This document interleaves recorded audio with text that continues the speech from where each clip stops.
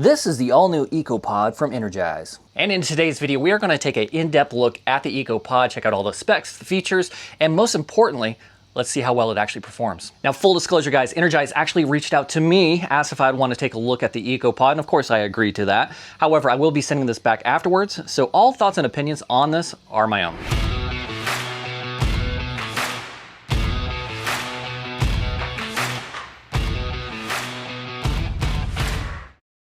One of the claimed benefits that Inergize mentions about the Eco Pod on their website is that it's very quick and easy to set up. And they say you can do it within about 5 minutes. And you know, honestly, it was very, very simple. Everything connected the way it's supposed to, and there's really no confusion to the whole process. Now let's go ahead and talk about the barrel really quick. As far as dimensions go, it's 31 inches tall and 31 inches in diameter. It is made of this inflatable kind of paddleboard material right here, so it's double stitched inside. Once you get this filled up, I mean, it's incredibly sturdy. I mean, these walls, they don't crush. It can definitely support quite a bit of weight. And so that's kind of nice getting in and out of. You don't have to worry about the walls collapsing like some of the more cheap pods that are out there. Now the valves right here, they come pre-installed on the Eco Pod, and of course they have these really heavy-duty hoses right here. They're kind of kink resistant, crush resistant, just very, very good hoses. And of course it has these aluminum fittings right here with this knurling to kind of get a better grip. And it's just incredibly simple. You just screw it on, and that's all you really have to do. You don't have to worry about any fasteners or anything like that. And last but not least, let's go ahead and talk about the chiller, the most important thing here. So this is a 1/4 horsepower chiller, guys. It's actually made of this like kind of polycarbonate plastic material, and you might see that as a bad thing, but believe it or not, guys, it actually makes this a lot easier to move around. It weighs just about 35 pounds, plus or minus a few. Very easy to move, and I actually really appreciate that because I've found on some other chillers that are all metal, they tend to, even though they say that they're water resistant, they tend to rust a little bit. The other thing I like about this is it is a all-in-one chiller. That means that the pump and the filter is built in. And if you take a look up here up top, guys, this is actually where you change the filter. So you just unscrew this. It has a pleated filter inside. So anytime that the water gets kind of mucky, kind of gross, you can actually just open this up, replace the filter, and put it right back on there. Now I do want to mention that this does not have built-in Wi-Fi, so there's no app associated with it where you can actually set the time and temperature and set this up on a schedule remotely. It is analog, guys, so once you set it, you basically just kind of leave it there and forget it.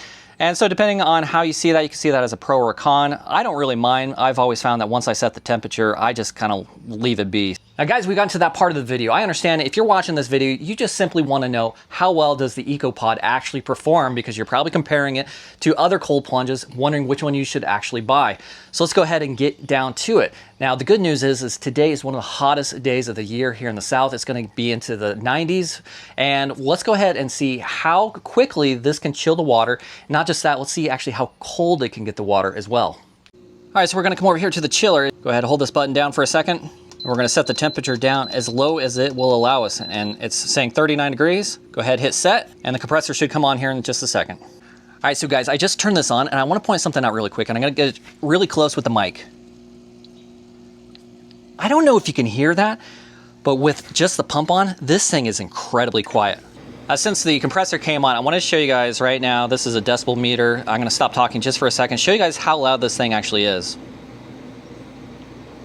So 55 decibels at about 3 feet away. You hear it, but it's not that noisy. So compared to some other chillers that I've seen, this one's actually pretty quiet. All right, guys, so quick update. It has now been about 8 hours. Let's go ahead and see what the temperature is.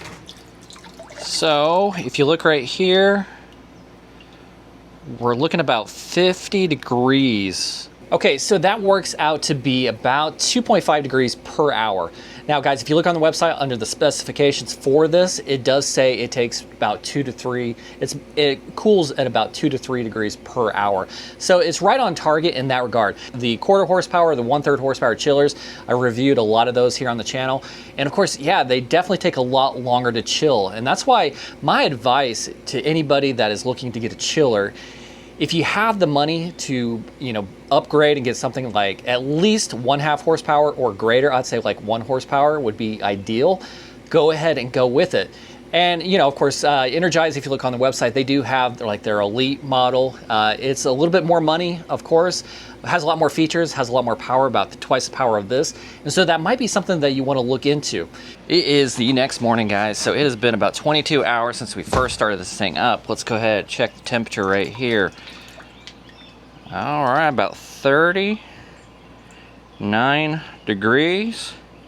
I don't know if you can see that. Hopefully you can, but yeah, it's reading about 39 degrees. So as you can see, it can definitely get down to the 39 degrees that they advertise. However, it did take a little while, and that's really no surprise to me. As I had mentioned yesterday, is one of the hottest days of the year. You know, we did a test last year with the ice pod, and it was the same thing. We kind of did a stress test, and it took a while for that as well to get down to the same temperature. And that leads me to my next question: who is the Eco Pod for? And I would say that the Eco Pod is for somebody that's looking for a pretty good value. They're looking for an all-in-one unit. They don't have to mess with it. It's easy to set up.